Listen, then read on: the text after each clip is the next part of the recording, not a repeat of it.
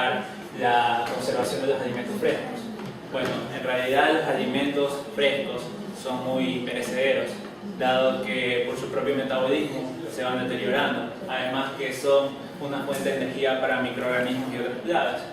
Entonces por eso existen métodos que sirven para prolongar la vida útil de estos alimentos, y esos son los que vamos a mencionar a continuación.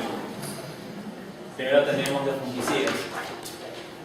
Bueno, los hongos son microorganismos saprófitos, los cuales se alojan sobre las superficies orgánicas. Estos crecen en humedades relativas altas y temperaturas cercanas al ambiente.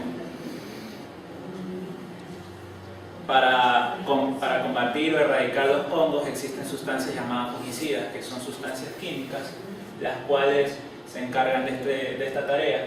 Estas son solubles en agua y se pueden aplicar pulverizadas o por cascada o inmersión. Esto va a depender de dos cosas, del factor económico y del factor de eficiencia, puesto que los fungicidas pulverizados son más baratos, pero son menos eficientes.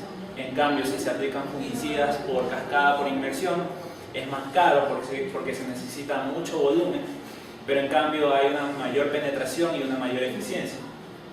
También hay que recalcar que no todas las frutas y hortalizas pueden ser sometidas a este tratamiento con fungicidas, porque hay frutas como la fresa y el pimentón que no soportan a los tratamientos con agua, y esto acelera su proceso de descomposición. Por último, tenemos que los fungicidas se pueden clasificar según su estructura química. Tenemos que los fungicidas pueden ser siendo sustituidos tiocarbamatos, tioftalámicos, compuestos organomercúricos, organoestánicos, compuestos de cadmio y compuestos orgánicos diversos. Hoy vamos a hablar acerca de los recubrimientos comestibles. Esos son como capas delgadas que son recubiertas en la superficie de los productos, compuestos por materiales comestibles, con la finalidad de que para prevenir el deterioro y prolongar la vida útil, y también evitar que haya riesgos contra las condiciones ambientales que sufre este producto. Estos recubrimientos se pueden clasificar en hidrocoloides, que están formados por proteínas, derivados de alginatos, celulosa, pectinas, almidones. Los lípidos, que pueden ser aceras, gliceroles y ácidos grasos. Los componentes compuestos, que son componentes de los lípidos y hidrocoloides. Estos recubrimientos comestibles tuvieron como inicio en el siglo XII y XIII en China, que el primer recubrimiento fue la cera. Fue utilizado en el naranja y las limas para así evitar la pérdida de agua. Luego, posteriormente en Inglaterra se usó la técnica de mantecado, que era el recubrimiento con grasa en los cárnicos para así evitar la humedad entre ellos. Entre las novedades de que ahorita se ha evolucionado esta técnica, tenemos como ejemplo que en Chile han utilizado como un gel de mucilaginoso en la penca de sábila para las frutas cítricas, como también tenemos en la fresa, en la naranja y la mora. En Colombia tenemos los extractos de orégano y sangre de dragón y tomillo y romero, que a partir de esto se utilizan para materiales para el recubrimiento de comestible. Y como México también se utiliza como gel mucilaginoso de nopal.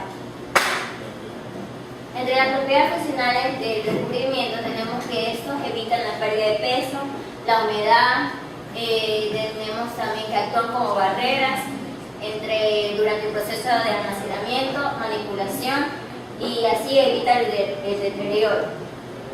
También ayuda a retrasar la senescencia, también los cambios de colores, de sabor de la fruta.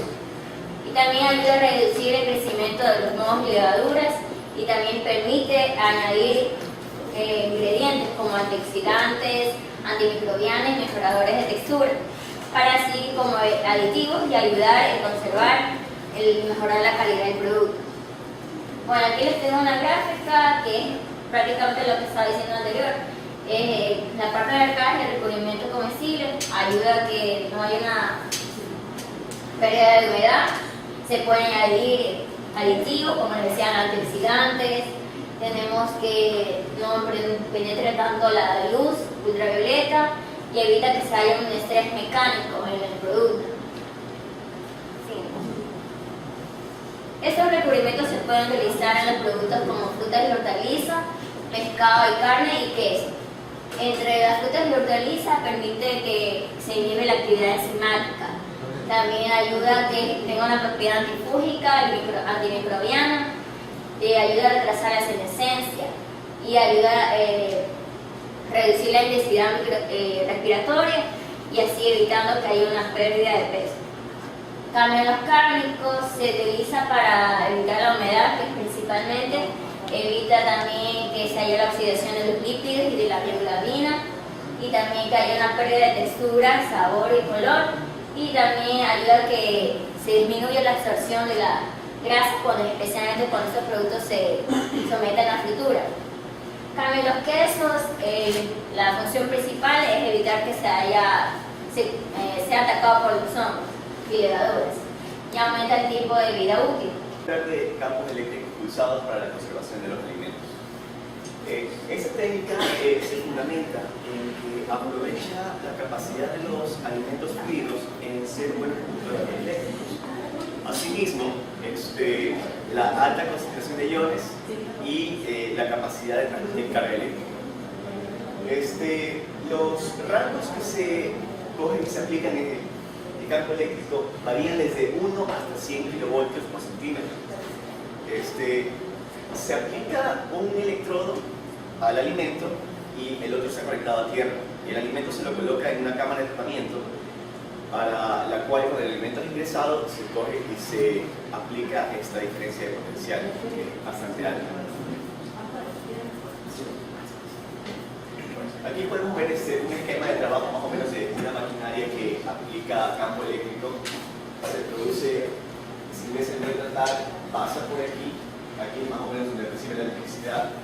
Se puede ver que un electrodo está conectado a tierra para que se dé el debido proceso. Mecanismos de acción. ¿Cómo es que el campo eléctrico destruye los microorganismos? Esto de aquí se produce debido a que la pared celular de los microorganismos no está resistente a esto. Se va a producir una electroporación en los poros de la pared celular. Esto de aquí va a ocasionar finalmente la destrucción de esta, eliminando los microorganismos. Y también se produce esto gracias a que el potencial transmembranal que posee el microorganismo en la célula ayuda a esto de aquí. Y es importante recalcar que el potencial transmembranal va a depender específicamente de cada microorganismo. Hay varios efectos sobre los alimentos que produce el campo eléctrico. Va a producir una electrólisis de sustancias y un calor producido por el efecto Joule. El calor producido por el efecto Joule es cuando en un circuito eléctrico cierta cantidad de energía eléctrica se transforma en energía calorífica. Esto va a hacer incrementar la temperatura del medio y va a ayudar a eliminar ciertos microorganismos. Cabe recalcar que las cámaras de estos procesos están diseñadas para reducir la electrólisis lo mayormente posible y que tenga el menor efecto sobre los alimentos. El equipo para realizar este proceso básicamente consiste en una fuente de alto voltaje, un banco de condensadores, un interruptor y una cámara de tratamiento. La cámara de tratamiento tiene que ser fácil de limpiar y no tiene que tener contacto con el alimento. Hay tres tipos de cámaras: cámaras estáticas, cámaras continuas y cámaras de campo eléctrico convergente. En las cámaras estáticas se desarrolla un flujo continuo y son utilizadas más en centros de investigación. Mientras que las cámaras continuas son cámaras bastante parecidas a las estáticas, sino que la diferencia es que se produce un flujo no laminar. Eso aquí es para hacer una mejor homogenización del producto y son más utilizadas en plantas pilotos y plantas industriales. Aquí tenemos un ejemplo de cámara continua y acá un ingeniero químico usando las ondas radiales que se van a aplicar para el debido proceso. La principal aplicación de esto de aquí es alargar el tiempo de vida útil del alimento, pero también se pueden obtener otras aplicaciones como son la la pasteurización de jugos, frutas y huevos líquidos. Mejora el proceso de marinado y sazonado y también mejora la calidad de los mostos y le da una mejor coloración a los vinos. Altas presiones en alimentos, también conocidas como altas presiones criptostáticas. Esta tecnología consiste en someter el alimento a presiones que van desde los 100 a 800 megapascales por un lapso de 5 a 30 minutos a temperatura ambiente. Se utiliza el agua como medio transmisor y se aplica el principio de Pascal, que consiste en que la presión ejercida sobre el producto está en todos los puntos del medio. Y es una tecnología que está en constante crecimiento a nivel industrial. Aquí tenemos el procedimiento, tenemos el producto no procesado, lo colocamos en la cámara. Una vez que está dentro de la cámara, hay un llenado de agua. Luego que está lleno la cámara con agua, las bombas ejercen una alta presión, existe una alta presurización, después se vacía el agua y finalmente se descarga el producto ya con el tratamiento adecuado. Las ventajas de esta tecnología son: mantiene la forma del alimento, no destruye las sustancias termolábiles ni altera los compuestos volátiles, mantiene las características organolépticas del alimento, que son sabor, textura y color, no necesita aditivos, mejora las propiedades funcionales del alimento, no requiere de mucha energía, por lo tanto es limpia con el medio ambiente. Las desventajas: los equipos de presurización son muy costosos, por lo tanto son caros. Los equipos están diseñados para trabajar en forma discontinua, no es aplicable para todo tipo de alimento, y la desconfianza de que el consumidor vea que el alimento sea tratado con un nuevo tipo de tecnología. Las aplicaciones: tenemos lo que es la pasteurización y la esterilización de alimentos, manteniendo el valor nutritivo y las propiedades organolépticas. Inactiva o activa las enzimas, retardando o acelerando los procesos de maduración, fermentación u otro tipo de transformaciones enzimáticas deseables en los alimentos. También tenemos en lo que es el procesado de zumos mermeladas, conservación de alimentos tipo de emulsión como salsas, mayonesas, conservación de aceites esenciales y especies, tratamiento de derivados lácteos, también en la preparación de formación de gel, pasta de surumi y geles lácteos. Aquí podemos ver un cuadro en el que podemos notar que, en el zumo de mandarina se ha aplicado de 300 a 400 megapascales durante un lapso de 2 a 3 minutos a 20 grados centígrados. Este tratamiento se utiliza para mejorar el aroma del zumo. En el ejemplo de la lechuga y tomate se aplica 300 megapascales en 10 minutos a 20 grados centígrados con el fin de reducir un logarítmico la población de problema. Tratamientos de cosechas en el tomate. Los factores que más influyen en la alteración del tomate recolectado son los fisiológicos, relacionados con la madurez y la actividad respiratoria. Los físicos, ligados a los daños mecánicos, y los biológicos. Estos últimos dependen de la presencia de agentes microbianos, la alteración en contacto con el producto y prosperan con facilidad a elevada temperatura y humedad relativa, por lo que para combatirlos debe reducirse cuanto sea posible la temperatura y gestionar bien la humedad relativa, evitando las condensaciones. Las innovaciones de este método, por ejemplo en Estados Unidos, para evitar la podredumbre del tomate, se somete a baños en agua caliente entre 46 y 60 grados centígrados durante 45 minutos a 30 segundos, respectivamente, mientras que con aire caliente se aplica entre 40 y 30 grados centígrados durante 24 horas al día respectivamente. Y en el caso de Israel, Justamente el tomate, a escala inicial, se usa agua a 52 grados centígrados, se lucha durante 15 segundos o en baño durante combinada con un cepillado con rodillos rotatorios.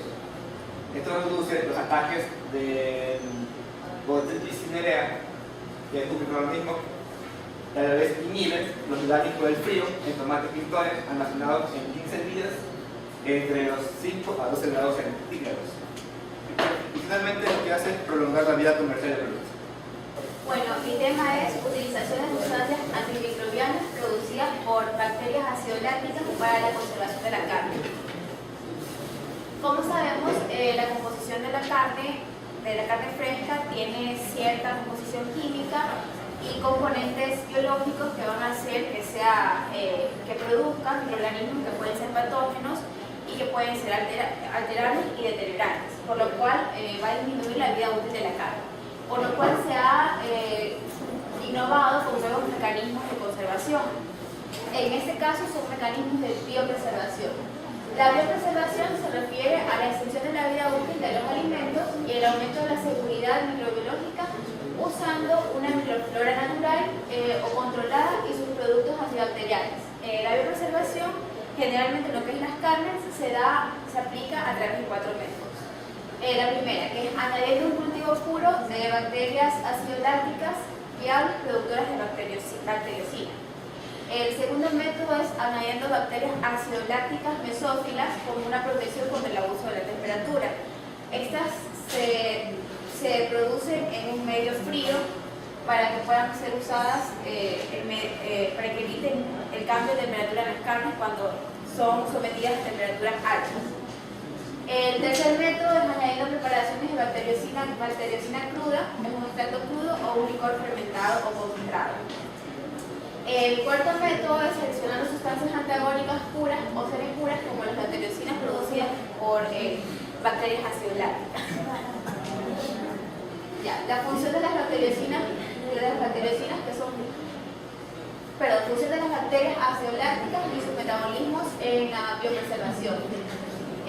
Como sabemos, la utilización en los carbohidratos disponibles en el alimento se debe a la reducción del pH y eso causa que debido a los ácidos orgánicos producidos son el principal mecanismo de antagonismo microbiano para las bacterias lácticas.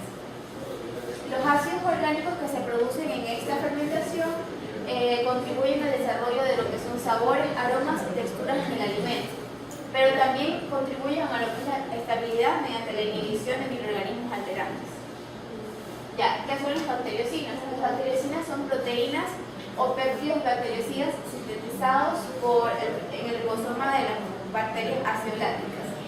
Estas tienen la capacidad de sintetizar y eliminar al exterior sustancias, proteínas o sustancias antagónicas de otros microorganismos. La producción de esta proteína ocurre de forma natural durante la fase logarítmica del crecimiento de las bacterias. Los mecanismos de inhibición que usan las bacteriocinas son la formación de poros en la membrana citoplasmática de células sensibles.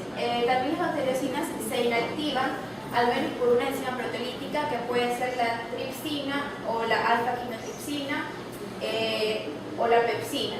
Es decir, que hace que estos metabolitos bacterianos no causen ningún problema al ser consumidos, ya que se van a desintegrar o ya no van a tener ese poder activo porque van a ser degradados en el tracto gastrointestinal.